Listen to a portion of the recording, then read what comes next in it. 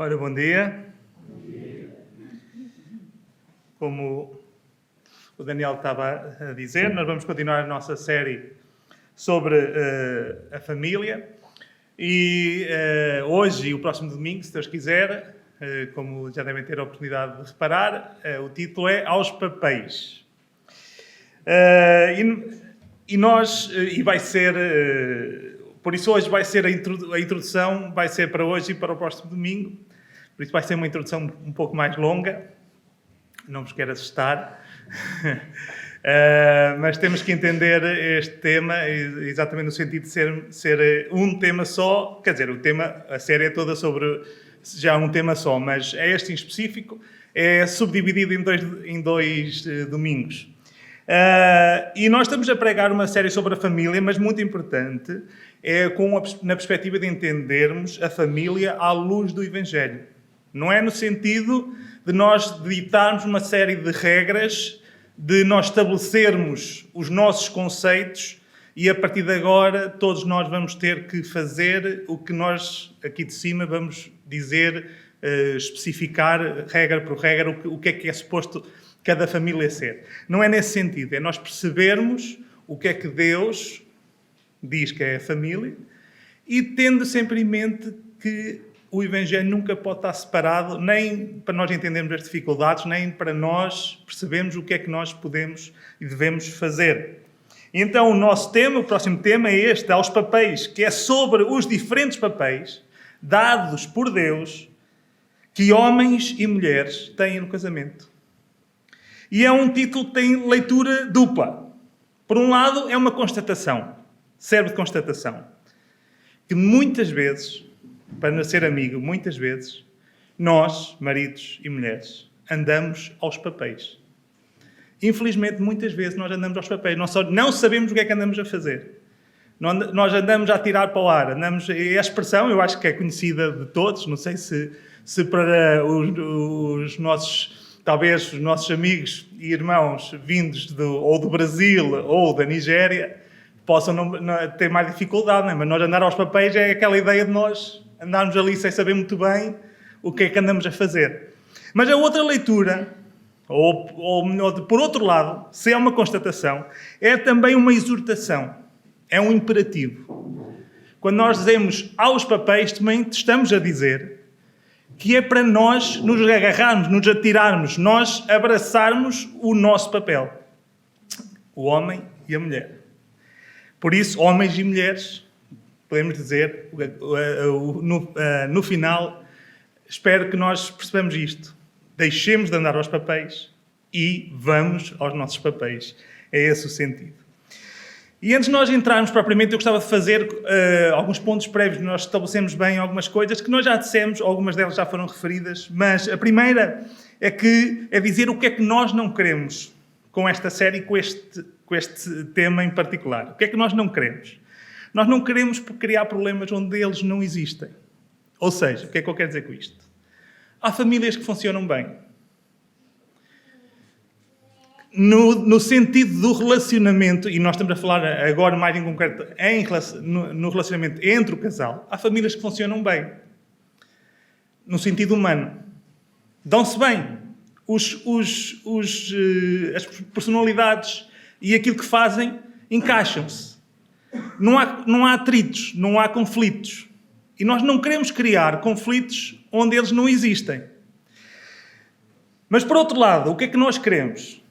Nós queremos ensinar aquilo que a Bíblia diz. E, por vezes, um casal pode funcionar bem, do ponto de vista humano, mas pode ainda funcionar melhor se for ajustado no sentido daquilo que a Bíblia diz. Então, o sentido é não criar problemas onde eles não existem, mas é ajudar para que, se funciona bem, se já existe um relacionamento que corre bem, então é ainda melhorar, porque a perspectiva de Deus é sempre melhor, muito melhor, do que a perspectiva humana, por muito bem que ela funcione no sentido prático do dia-a-dia, da maneira que nós vemos com a nossa perspectiva humana. Porque o objetivo final é para que as nossas famílias possam ser um meio de glorificar a Deus. Ser um testemunho poderoso no meio de uma sociedade que está como nós vemos, em que muitos o conceito de Deus está ativamente, numa tentativa ativa, deliberada por parte da nossa sociedade de ser destruído. A ideia é destruir tudo aquilo que é o conceito de Deus para o mundo, para as pessoas e, em particular, para a família. É um dos pontos que está a ser, uma das áreas que está a ser mais atacada nos nossos dias. E nós temos que perceber que, para glorificar a Deus através da família, nós temos que viver vidas em família de acordo com a vontade de Deus. Outro ponto prévio é que nós não pregamos o que estamos a pregar, porque nós os pregadores, e em particular eu, não significa que nós vamos pregar o que estamos a pregar porque no nosso casamento corre tudo bem. Porque eu sou um modelo em que vocês podem ter umas aulas da minha casa, que se quiserem ser maridos, não é? Vão lá à minha casa fazer um estágio. Claramente que não, porque não é um desafio, é apenas um exercício hipotético. Não estou a dizer para vocês fazerem isso, porque para salvaguarda da minha posição. Se fossem falar com a Daniela, certamente ela iria comprovar logo o que eu estou a dizer. Não é por causa de eu ser um marido perfeito, não é porque nós tenhamos casamentos perfeitos que nós estamos a pregar o que estamos a pregar. Mas exatamente o motivo é exatamente o contrário. Porque nós reconhecemos que nós precisamos, todos, primeiramente os que estão a pregar, nós precisamos da instrução e da graça de Deus para nós vivermos casamentos, vivermos vidas como marido e mulher, de forma agradável a Deus, de acordo com a sua vontade. E então, agora, entrando propriamente na introdução, isto foi uma pré-introdução, vamos abrir Efésios, que é o texto base, Efésios 5, talvez, na minha opinião, o texto, eu creio que consensual, que é o texto mais completo para falarmos, se quiséssemos escolher um texto apenas, seria o texto mais completo para falarmos sobre este assunto, sobre a vida familiar e o papel do homem e da mulher. Mas nós também vamos a outros textos hoje. E também dizer que, obviamente, é quase impossível nós irmos. Somos um grupo com muitas diferenças. A maior parte das coisas que vamos falar hoje são generalizações. É difícil, por causa do tempo, nós falamos de todas as exceções que existem no nosso meio. E, nesse sentido, os papeizinhos com as perguntas também servem para exceções.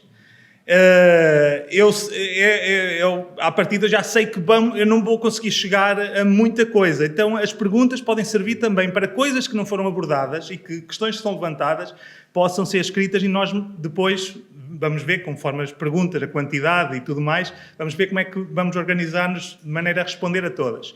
Mas as perguntas também servem para isso, para coisas que nós não podemos falar porque não podemos ir a todas as particularidades. Então, as perguntas servem para depois nós podermos ir aos casos mais concretos. Então, Efésios 5, e nós vamos ler agora, para começar, vamos apenas ler primeiro o 25 e depois o 22. Então, olhem primeiro para o 25 e depois para o 22. E eu vou ler. Vós, maridos, imponham a vossa autoridade sobre as vossas mulheres, como também Cristo manda na Igreja, e amai-a só se ela vos for sujeita. Vós, mulheres, obrigai os vossos maridos a vos amarem e não se deixem dominar por ele. Notaram alguma contradição?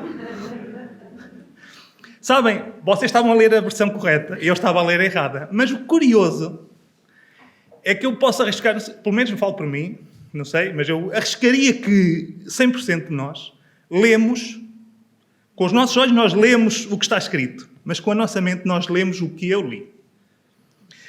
E este é um dos nossos problemas, se não o principal problema quando há problemas entre o casal. E eu não vou referir muito o que nós ouvimos na semana passada, mas se quem esteve e quem ouviu, vá relembrando, porque é útil nós termos por base aquilo que nós ouvimos, não só na semana passada, mas em particular o tema da semana passada. Nós lemos este texto e nós não vemos o nosso pecado. Nós vemos o pecado do outro. Nós lemos este texto e a primeira reação natural que nós temos é: se eu sou homem, né, a minha mulher está a falhar nisto, ela devia fazer isto. E a mulher faz o mesmo. E nós, na prática, muitas vezes temos esta atitude. Nós o lemos e pensamos como eu li. Nós andamos aos papéis quando o que retiramos deste texto é aquilo que o outro deve fazer e não aquilo que eu sou chamado a fazer. Quando nós identificamos o erro do outro e aquilo que achamos que o outro devia fazer e não estamos preocupados em ver aquilo que nós devíamos fazer. E é fácil nós acharmos uma lista de queixas e muitas vezes até justas no sentido de serem realidade em relação àquilo que o outro não consegue fazer. Mas não é esse o objetivo. A Bíblia não diz ao marido para obrigar a mulher a ser sujeita. Não diz ao marido que o papel dele é opcional, no caso da mulher não cumprir com a sua parte. A Bíblia não diz à mulher para obrigar o marido a amá-la, nem diz que é opcional cumprir o seu papel se o marido não a amar. Não é isso que a Bíblia diz. A Bíblia diz ao homem aquilo que ele deve fazer e a Bíblia diz à mulher aquilo que ela deve fazer. E o nosso problema é que nós lemos exatamente na versão que eu li. Nós já vamos ler agora, mais à frente, aquilo que a Bíblia diz realmente. Vocês leram, não é? Mas esta, infelizmente, eu creio que será um dos grandes problemas. Quando há dificuldades no casal, é porque é assim que nós lemos, é assim que é lida e não como realmente a Bíblia foi escrita por Deus. Além disso, é importante nós percebermos também outra coisa. Os papéis do homem e da mulher não são tanto uma questão de dever. São uma questão de vocação. Eu creio que é um erro, não é que seja mentira, que seja errado propriamente, mas quando nós abordamos o papel da mulher e o papel do homem através de uma perspectiva do dever, da obrigação, isso por vezes dificulta-nos também. E depois escapa-nos aquilo que é mais importante. Não é tanto uma questão de dever, é uma questão de vocação. Daquilo que nós somos chamados a fazer por Deus. Daquilo que nós somos chamados por Deus a fazer. E Paulo aqui aos Efésios está a chamar os Efésios a viver de acordo com a sua vocação. Se nós rapidamente, um mini resumo. Paulo começa no capítulo 1 a dizer: vocês foram eleitos, foram adotados, foram predestinados para viver para a glória de Deus, para servirem para a glória de Deus, foram batizados com o Espírito Santo, receberam o Espírito Santo, e depois vai para o capítulo 2, vocês estavam mortos nos vossos ofensas e pecados, fostes, pela muita misericórdia de Deus, fostes vivificados, fostes tornados povo de Deus, vocês estavam longe, separados das promessas de Deus, foram chamados para perto, tornados povo de Deus. E depois, Paulo chega ao capítulo 4 e diz: portanto, por isso, andai de forma digna, conforme a vocação com que foste chamados. Vocês que não eram filhos e que agora são filhos de Deus. Vocês que se lembram daquela ideia que está por trás do pater familias. Vocês que estavam fora da família de Deus, vocês foram adotados, foram legalmente introduzidos na família de Deus. Vocês que foram tornados filhos de Deus. Vocês agora têm que viver conforme a vossa vocação. Vocês são filhos do Rei. Vivam dessa forma. Então nós podemos dizer, quando ele chega aqui ao capítulo 5, ele está a dizer que cumprir a tua vocação, Paulo está a ensinar que cumprir a tua vocação de marido e cumprir a tua vocação de mulher ajudam-te a cumprir a tua vocação suprema. É uma forma intermédia, digamos assim. Nós temos esta vocação suprema, a mais alta, e que é cumprida por várias outras vocações, e neste caso, tu cumpres a tua vocação de viver de forma digna como filho de Deus, como filha de Deus, cumprindo o teu papel de homem ou cumprindo o teu papel de mulher, a tua vocação. E a vocação suprema é que tu és um filho de Deus. E se tu és homem, há coisas que Deus te chamou a fazer que só tu as podes fazer. E se tu és mulher, há coisas que Deus te chamou a fazer que só tu podes fazer. Por isso é que é muito mais útil para nós vermos o nosso papel, como marido ou como mulher, não tanto como um dever, como uma obrigação, que também é, mas estamos a perder a perspectiva melhor, que é uma vocação, aquilo que Deus nos chamou para fazer. E se isto é verdade, é outra coisa que nós precisamos de entender também, que eu creio que pode fazer toda a diferença. É que vocação não é tanto o que tu fazes, é muito mais, ou é basicamente aquilo que tu és. O que tu fazes é uma consequência. E para isso, não desmarquem Efésios, que ainda vamos a Efésios, vamos rapidamente a João, capítulo 13. Evangelho de João, capítulo 13. Pode parecer que não tem nada a ver, mas eu creio que tem tudo a ver com este tema dos papéis do homem e dos papéis da mulher. João capítulo 13. Nós não vamos ler só um versículo, mas é um texto muito conhecido. O que é que está a acontecer? Estamos está quase Jesus a ser preso para ser julgado e condenado e ser morto na cruz. E Jesus junta-se, prepara-se para comer a última ceia com os seus discípulos. E nós sabemos nós conhecemos bem a história. Jesus diz, junta-os e pega numa toalha, cinge com uma toalha, né, tirou a sua roupa, aquela, como diz aqui, tirou os vestidos e tomou uma toalha e dirige-se aos discípulos para lhe lavar os pés. Qual a razão, o que é que levou Jesus a não se sentir diminuído ou humilhado quando ele lavou os pés aos discípulos? O que é que será? O que é que levou Jesus? Vamos pensar, Deus, que já se tinha humilhado na forma de homem, tinha vindo, tinha encarnado, já tinha vivido aqui na Terra. O que é que o levou? Um mestre que tinha andado com aqueles homens durante 3 anos e que tinha toda a autoridade sobre eles. O que é que levou aquele homem a despir-se dos seus vestidos? Obviamente, Jesus não tirou a roupa toda, tirou a roupa, digamos, o que estava por fora. Ele ficou para aqueles dias em roupa interior, que não é a mesma roupa interior que nós andamos hoje. Não é? Mas a questão dele ele tirou os vestidos, digamos assim, ele optou, foi mais os vestidos, digamos que é a ideia da dignidade, da posição. Ele despiu-se e pegou na toalha e cingiu-se da toalha e dirigiu-se aos discípulos. Porque é que ele pôde fazer aquilo sem se sentir diminuído ou humilhado? Naquilo que nós pensamos que seria uma humilhação. Em certo sentido, ele humilhou-se, mas ele não se sentiu humilhado. Porquê? A resposta está no versículo 3. Jesus, sabendo que o Pai tinha depositado nas suas mãos todas as coisas e que havia saído de Deus e ia para Deus, sabendo isto, então ele levantou-se, tirou os vestidos e tomou uma toalha e cingiu-se. O que levou Jesus, o que permitiu que Jesus lavasse os pés aos discípulos, sem por um momento sentir-se diminuído ou humilhado, é que ele sabia quem era, ele sabia que era Deus, ele sabia que era filho de Deus, ele sabia de quem tinha vindo, ele sabia que o Pai já lhe tinha dado todas as coisas, ele sabia para onde ia.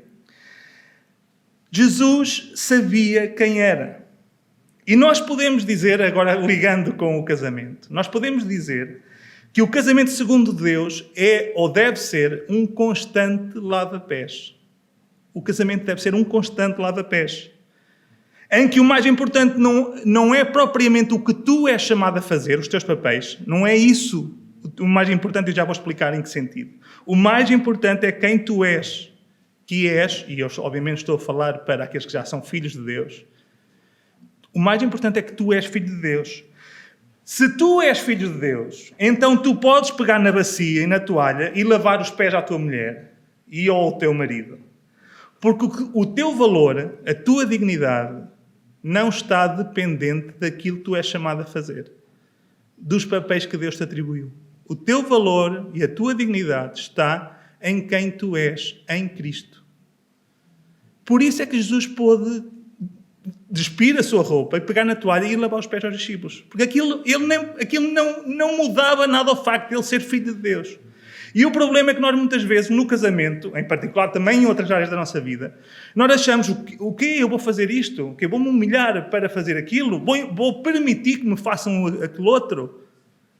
Como se isso fosse isso que determinasse o nosso valor, a nossa dignidade.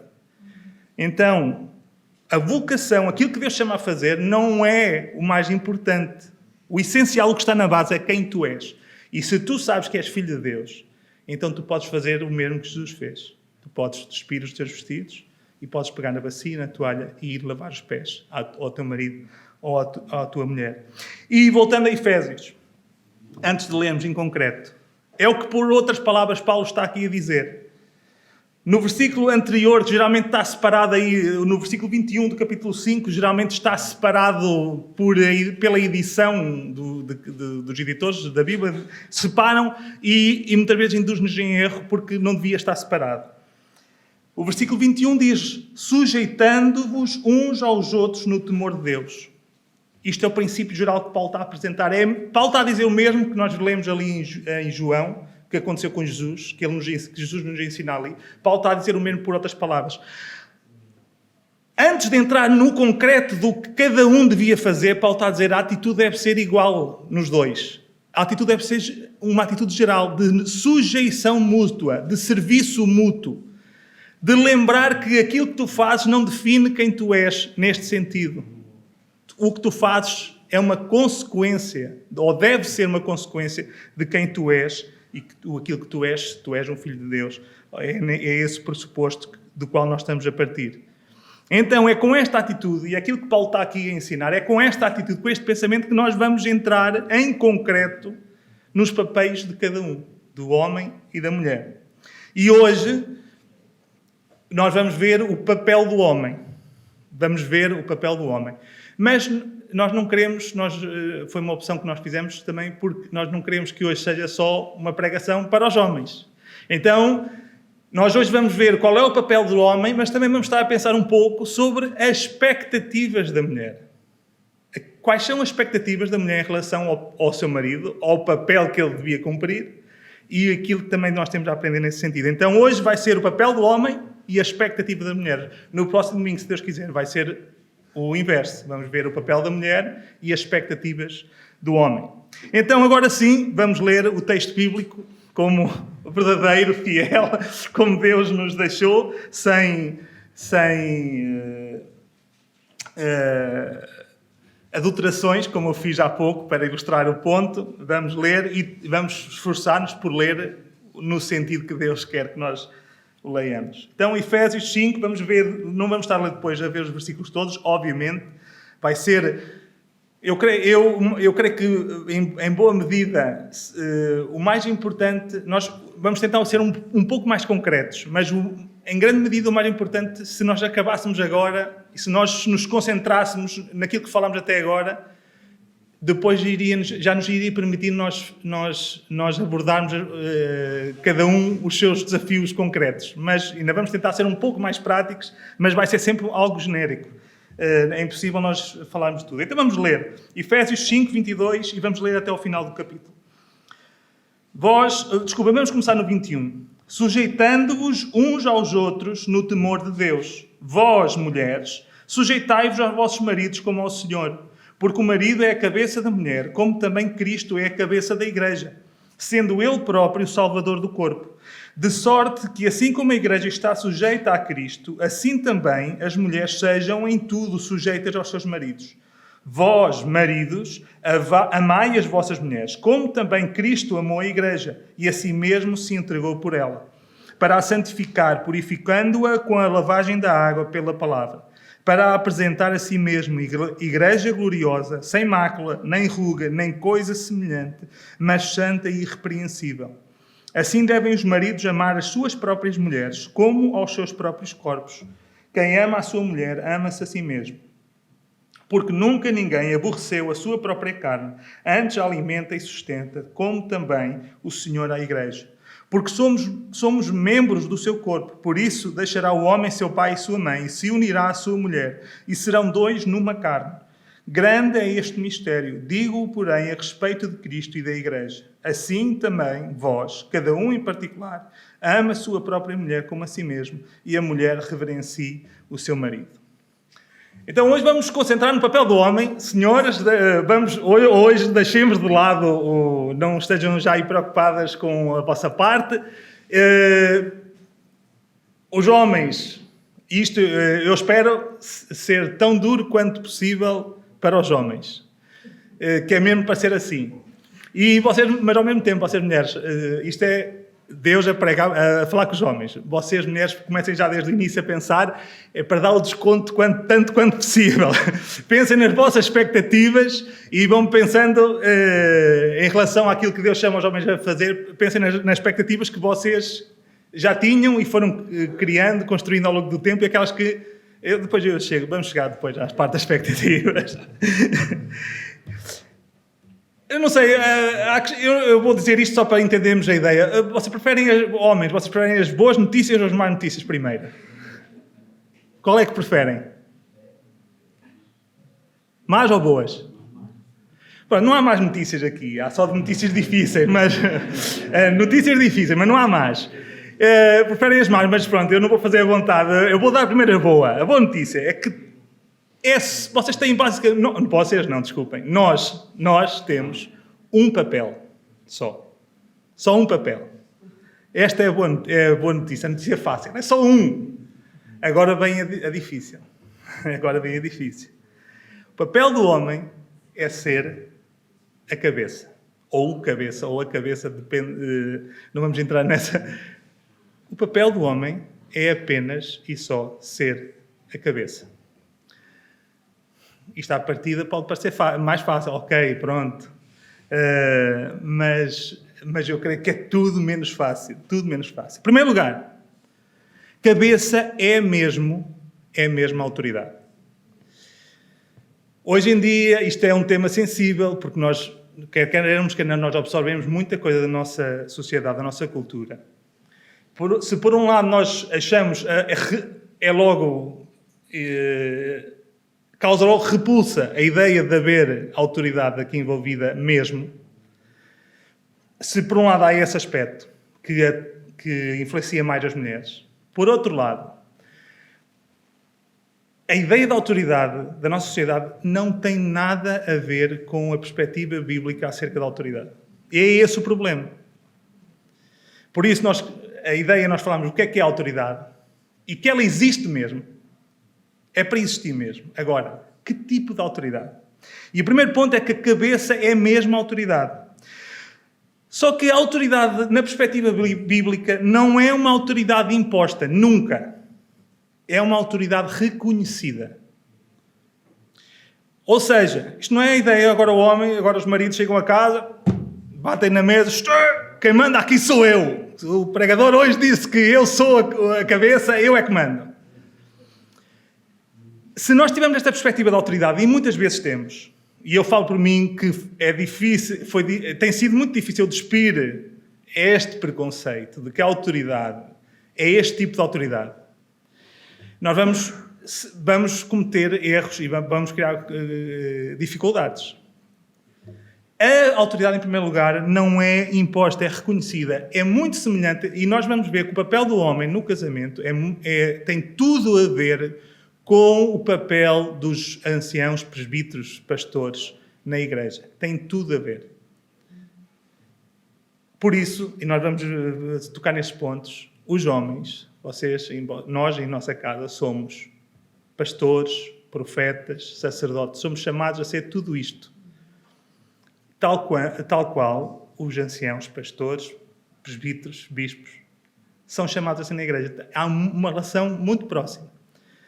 E da maneira como a autoridade é exercida. E na igreja é a mesma coisa. A autoridade não é imposta. A igreja deve reconhecer aqueles que Deus chamou pelos seus atos, por aquilo que dizem, por como vivem, como ensinam. A igreja reconhece. Não é alguém que chega e diz, agora vocês vão ter que aceitar a minha autoridade. E não é, agora eu faço e acontece e vocês têm que obedecer.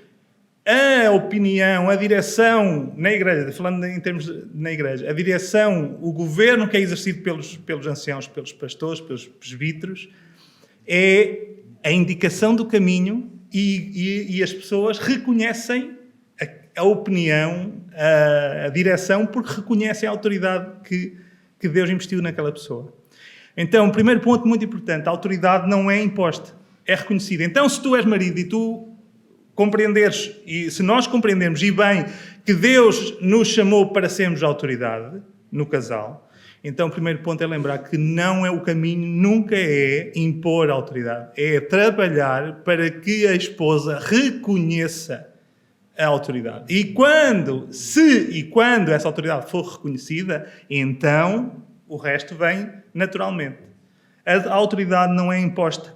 Em segundo lugar, a perspectiva da autoridade bíblica. A autoridade é serviço. Nós não vamos ler, é um texto também muito conhecido. Jesus aos discípulos, Mateus 20, 25 a 28. Eles querem saber quem é o maior no reino de Deus. Eles querem ver ali quem é o maior. E Jesus, aquele que quiser ser o maior, seja o vosso servo. Então, a perspectiva de autoridade na Bíblia nunca é de domínio. Não é uma perspectiva de domínio, é uma perspectiva de serviço.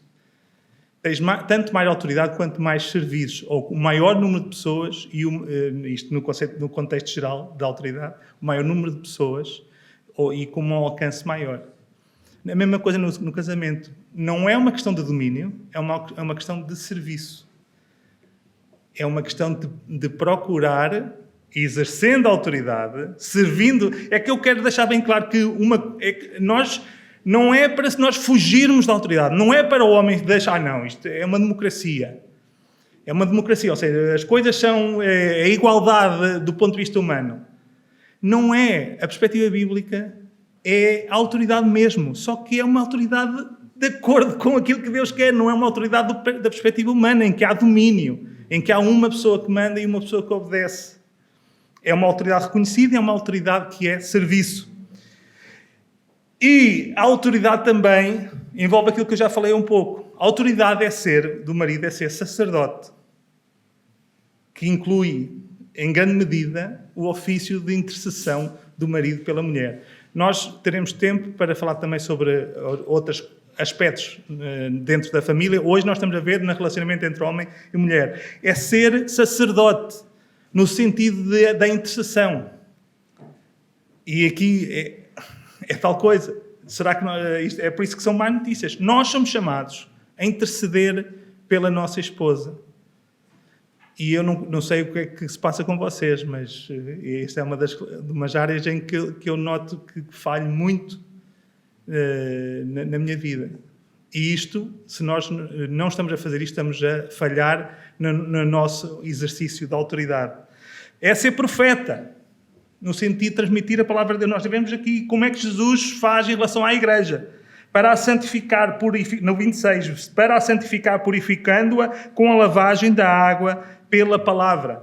Nós, homens, somos chamados a ser profetas em relação à nossa esposa. Nós temos a responsabilidade de a santificar pela palavra. A santificar, entendam, contribuir, só para esclarecer, contribuir para a sua santificação através do ensino da palavra de Deus. Essa responsabilidade, essa autoridade é imposta sobre os nossos ombros.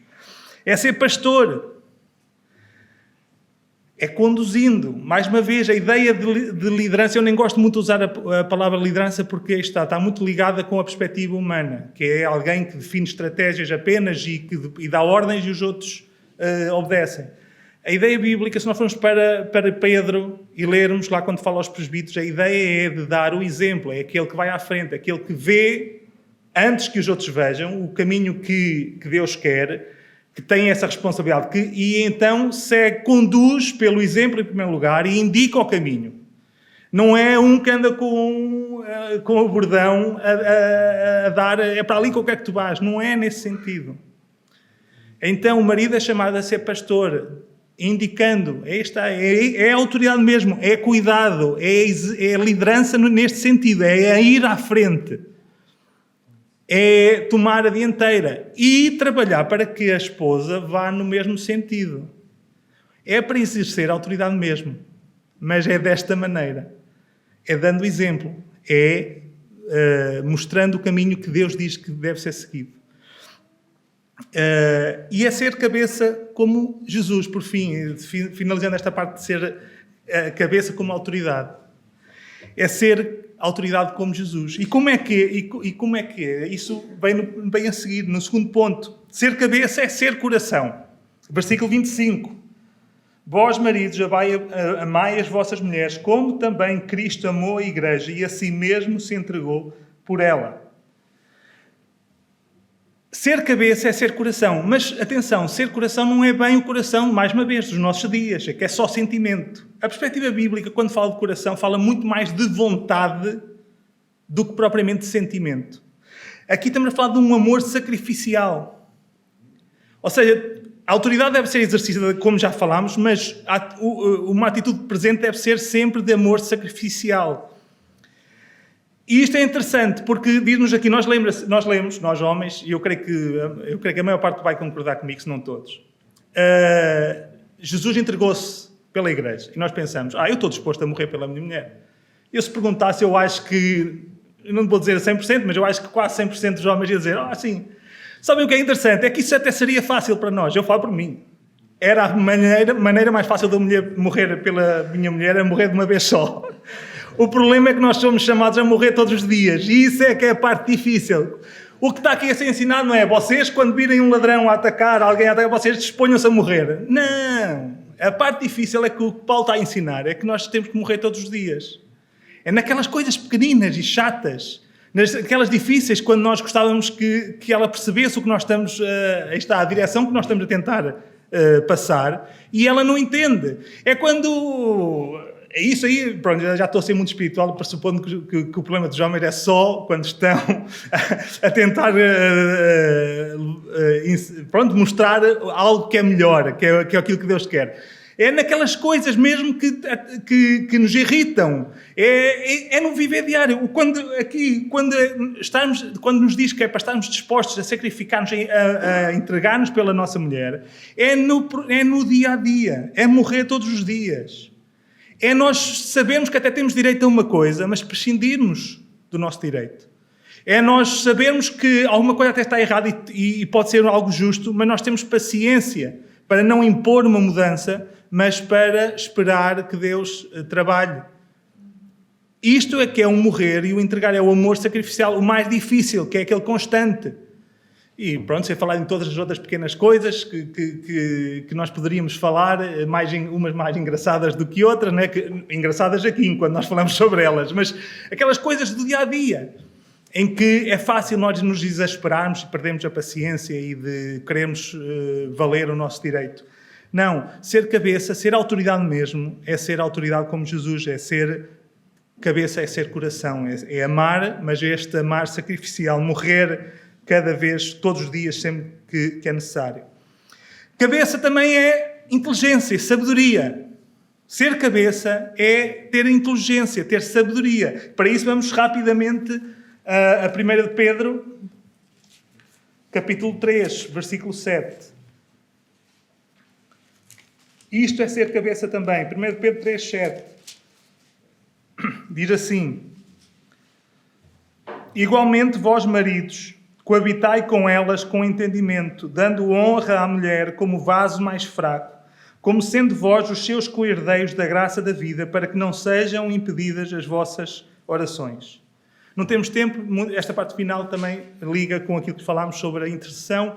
Há quem pode ser a oração individual, aqui posso estar a referir a oração individual do homem, pode ser também até num contexto da oração conjunta, mas não vamos entrar por aqui, por uma questão de tempo, mas reforça aquela ideia de sacerdote, do homem que intercede pela sua mulher. Cabeça é sabedoria. E não vamos entrar aqui muito na discussão do vaso fraco, o que é que significa, porque depois é daquelas coisas, é daqueles textos que se podem rapidamente tornar em areias movediças, quando é tipo... Vamos dar um exemplo. Quando se diz assim, se a mulher pergunta, né, qualquer coisa, em relação à sua aparência, está um bocadinho mais gorda, por exemplo, ou algo assim, nós dizemos, não estás bem gorda, mas não é bem... E começamos a tentar, ou dizemos uma coisa que saiu mal, e quanto mais nós tentamos explicar, pior, borramos a pintura toda, e eu sei o que isso é, mesmo na parte de pintar, eu se fizer uma coisa e tentar arranjar o que eu fiz, em trabalhos manuais, geralmente vai sempre ficar pior do que aquilo que estava. E eu não quero entrar muito na questão de discutir, porque nós às vezes perdemos nessas coisas. Discutir o que é que é o vaso fraco, o que é que significa propriamente. Mas cabeça, o que Pedro está aqui a dizer, ser cabeça é ter sabedoria, ter inteligência. é saber lidar com as características diferentes das nossas que as mulheres têm. É perceber, e que muitas vezes nós não fazemos. Isto, eu estou aqui a pensar, eu espero que vocês não pensem que está aqui um entendido a falar no sentido prático, porque na prática é muito mais difícil. A gente olha, não sei, a minha mulher já me ela ainda por cima foi lá fora, vou aproveitar agora, foi lá fora com o Isaac. Vou aproveitar agora. Ela já me lembrou aquele conselho do nosso irmão Jaime Kemp, que é nós temos um bloquinho para apontar, para seguir o calendário. Porque eu sei que a minha mulher tem o período menstrual e eu sei o que é que acontece antes e durante. E agora eu lembrar-me que no dia quando está a acontecer, e eu me lembro, se calhar esta reação é por causa disso. Ou eu saber que a minha mulher precisa de dormir bem para o dia a seguir correr melhor. E eu, no dia, depois quando surge o conflito, agora pronto, tem que acabar que ela está a entrar. E o difícil é eu lembrar-me, quando as coisas acontecem, que aquela reação pode ser por causa disso. Então, nós somos chamados a ser cabeça para termos inteligência, sabedoria para lidar com as características que são gerais a quase todas as mulheres. A questão hormonal, a questão do período menstrual, tudo isso. E com as características específicas da nossa, não é? Que é aquela com quem nós temos que viver. É preciso sabedoria, é preciso inteligência, é preciso ser cabeça.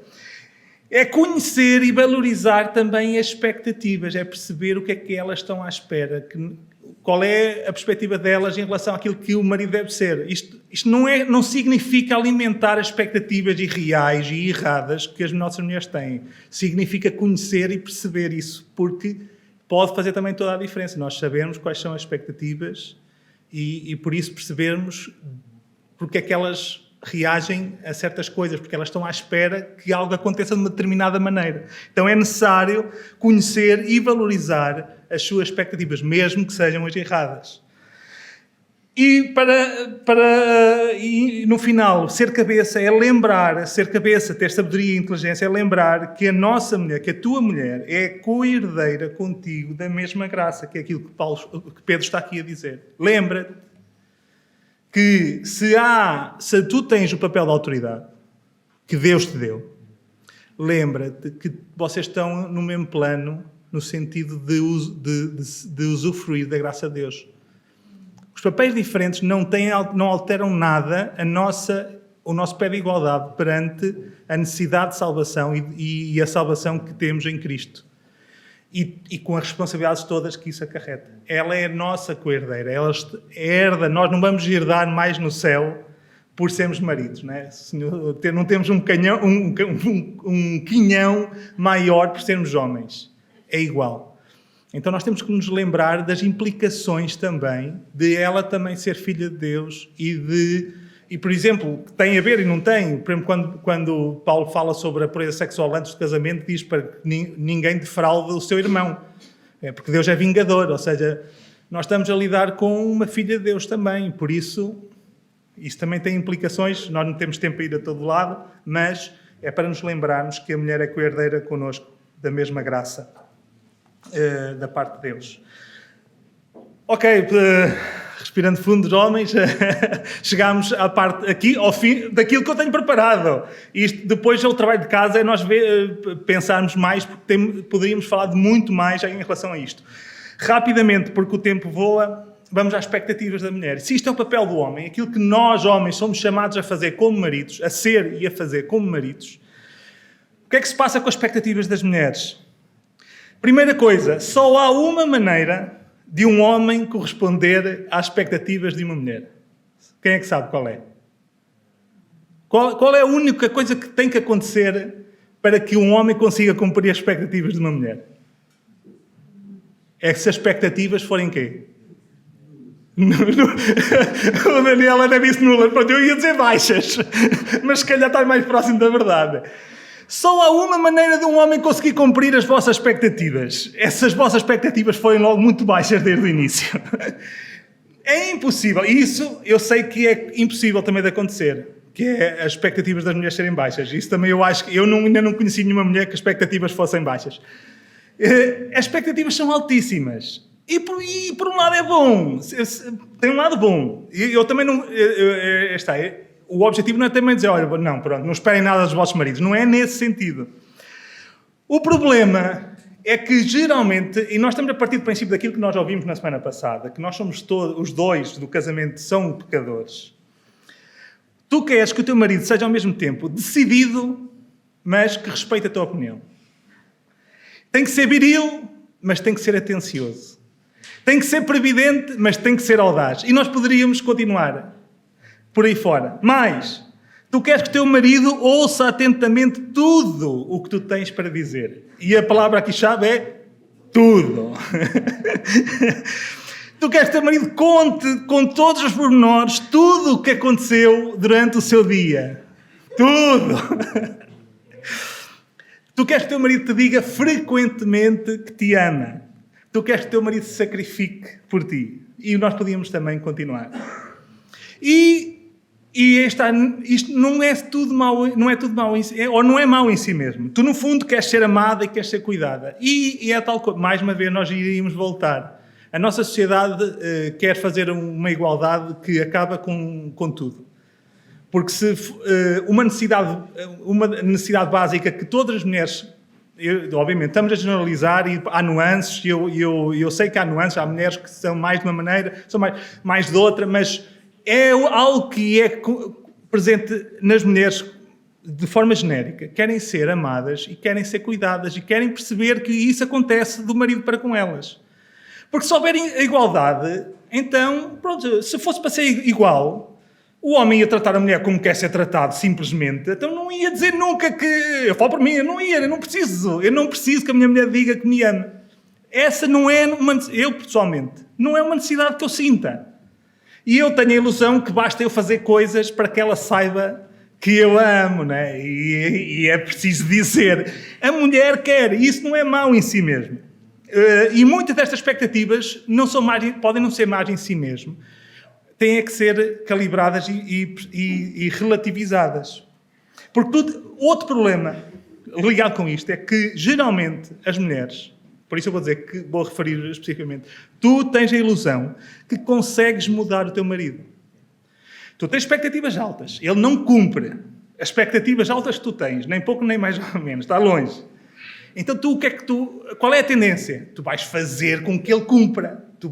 Até porque a mulher tem sempre esse síndrome um bocadinho, genericamente, que é, ele era uma desgraça antes de eu o ter conhecido. Mas agora que eu já estou a trabalhar nele, aquilo já começa a melhorar qualquer coisinha. Geralmente isso é no início do casamento, que depois a tendência é que aquilo que melhorou, é como às vezes as ações ou os bitcoins e tal, né? Aquilo quando a gente investe está lá em cima, depois quando já está a perder dinheiro. Muitas vezes é a tendência humanamente, na perspectiva humana, é isto que acontece. Então, o problema aqui não é tanto... Algumas expectativas são irreais, são injustas até em certo sentido. Mas o problema é que o que é necessário lembrar que, ou melhor dizendo, o problema está em que o teu marido não é Jesus. Ele não é o modelo. Ele deve trabalhar para ser como modelo, mas ele não é. Ele não consegue cumprir todas as tuas expectativas. Ele é pecador. E isto faz toda a diferença neste contexto. Só Cristo consegue ser perfeito. E o teu marido, por muito esforço que possa fazer, vamos partir do princípio que está a fazer esse esforço, esperemos que sim, ele nunca vai conseguir cumprir as tuas expectativas. E mais, tu não poderás mudar, tu não vais conseguir pôr o teu marido a ser aquilo exatamente que tu gostavas que ele fosse. Não dá.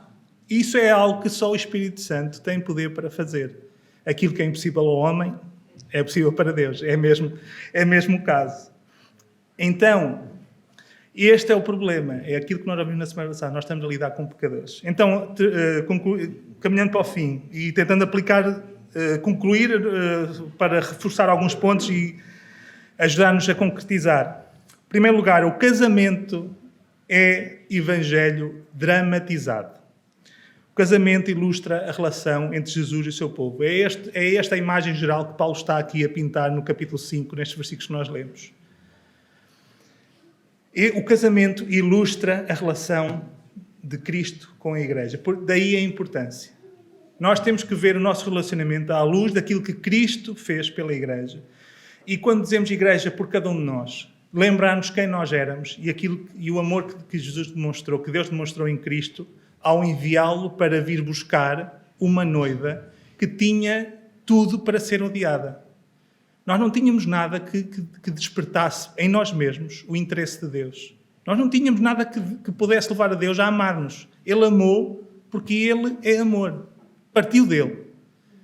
E nós temos que também perceber que os nossos casamentos têm que estar sempre alicerçados nesta realidade e percebermos que nós, como família, como casal, somos chamados a dramatizar, esforçando-nos por viver de forma, tanto quando nós conseguirmos, de forma fiel, aquilo que Jesus fez, a relação entre Jesus e a Igreja, quer o homem imitando Cristo, quer a mulher sendo aquilo que a Igreja deve ser e será no futuro, quando estivermos na glória. Mulher, primeiro para a mulher, vamos inverter aqui a ordem, primeiro para a mulher. O teu papel não é obrigar o teu marido a cumprir o seu papel. Esse não é o teu papel. Para a semana vamos falar sobre o papel das mulheres. O papel das mulheres não é obrigar o marido a cumprir o seu papel. Por isso, o desafio é procura cumprir o teu. Preocupa-te, centra-te naquilo que tu és chamada a cumprir. Lembra-te que o teu marido é pecador. Tem isso presente. Ele nunca vai ser aquilo que tu gostarias que ele fosse. Nem aquilo que é justo que ele seja. Ele nunca vai ser assim enquanto nós estivermos aqui nesta terra. Mas reconhece as dificuldades e as exigências do papel do teu marido. Olha, lembra-te que se tu tens de ser como a Igreja, que no presente está longe de ser perfeita, por isso tu podes dizer assim, ok, é mais fácil, porque o teu marido tem que ser como Cristo. E ele foi, é e vai continuar a ser perfeito, sempre. Então, compreende que, e é nesse sentido que eu estava a dizer que era para ser duro com os homens, isto não é brincadeira. A exigência é nós sermos como Cristo. O papel é difícil. E a responsabilidade, se Deus nos investiu de autoridade, a responsabilidade, em primeiro lugar, é nossa. Nós é que vamos ser chamados a prestar contas. Assim como os pastores da igreja, os anciãos, vão ser chamados, não são responsáveis no sentido dos pecados que cada um de nós comete, mas vão ser chamados a responder pelas almas que estavam ao seu cuidado. Homens, nós na família temos este papel, temos autoridade, mas temos responsabilidade. Por isso, mulheres, lembrem-se, reconheçam as dificuldades e exigências do papel do vosso marido, do teu marido, e procura tornar mais fácil. Ajuda para que ele consiga cumprir. E é isso que nós, quando tentamos exigir o que o outro faça, aquilo que nós queremos que ele faça, nós falhamos logo à partida, estamos a condenar o nosso projeto ao falhanço. Porque nós vamos fazer de uma maneira que vai só criar resistência, só luta. E essa é a nossa tendência, não, tu tens que fazer aquilo que eu acho que tu deves fazer. Aqui o sentido é outro, é percebendo qual é, não é deixar, eu gostava de deixar claro, não estamos a baixar os padrões, não é nós, pronto, é qualquer coisa serve, pronto, deixar o meu marido como ele... Não, é perceber como é que tu podes ajudar a que ele cumpra o seu papel, sendo também sábia e ativa em procurar formas de o ajudar a cumprir o papel que não é fácil, que ele foi chamado a fazer. Muito importante, para as mulheres, busca satisfação em Cristo. Só Jesus pode cumprir e superar todas as tuas expectativas e desejos. Obviamente não aquelas que forem más, de Jesus não vai cumprir as expectativas que estiverem erradas, mas eu creio que compreendam o que eu quero dizer. Se tu buscares satisfação no teu marido, tu vais sentir-te frustrada, porque é impossível, não vai cumprir. Busca satisfação apenas em Cristo. Ele é o único que é capaz de cumprir e superar as tuas expectativas. E espera em Deus. É Ele que pode transformar o teu marido. Aquilo que é impossível a ti é possível a Deus. Então espera em Deus. Homem, vocação não é tanto o que tu fazes, mas quem tu és. Se tu te lembrares da posição que tens em Cristo, então tu podes lavar e deves lavar os pés à tua esposa. E neste sentido, não temos tempo, mas tem tudo a ver com santificação. Ali, o que se está a passar ali, Jesus está a ensinar, essencialmente, não é sobre lavar pés, não é sobre pedicure, é sobre santificação, sobre cuidado com a santificação. Lá em João 13. Tu podes lavar os pés, e deves, tendo a atitude de Jesus. Se tu te lembrares quem tu és em Cristo, tu não vais ter problemas. Se isso for mesmo presente na nossa mente, nós não vamos ter problema em nos humilharmos neste sentido, em abdicarmos daquilo que até pode ser nosso por direito, abdicarmos para servirmos, para ajudarmos a nossa mulher, a nossa esposa a ser santificada. Tu foste chamado, a tua vocação não é nada mais nem nada menos do que ser como Jesus. Não interessa se a tua mulher merece, se não merece, se ela responde positivamente ou não àquilo que tu fazes ou deixas de fazer. Porque se Jesus esperasse que nós, a Igreja, cada um de nós fôssemos amáveis, nós ainda hoje estaríamos perdidos. Então nós somos chamados a ser como Jesus, a agir sacrificialmente, independentemente da atitude, da reação da nossa esposa. Tu foste chamado a ser cabeça. Não vamos voltar a falar em tudo com as implicações que nós falámos. Mas foste investido da autoridade, tu foste mesmo chamado para isso. E é um papel que tens de ser tu a cumprir dentro da família, dentro do casal.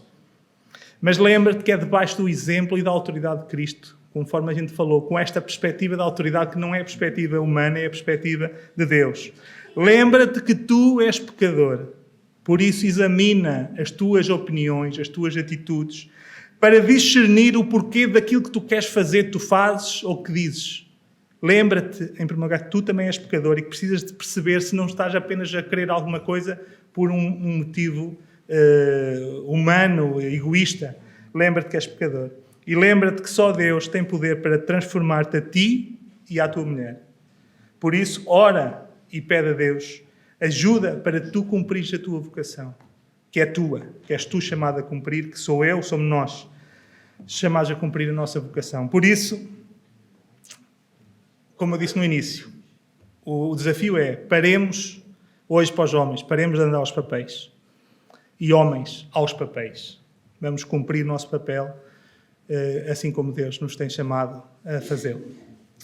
Que assim seja, para a glória de Deus.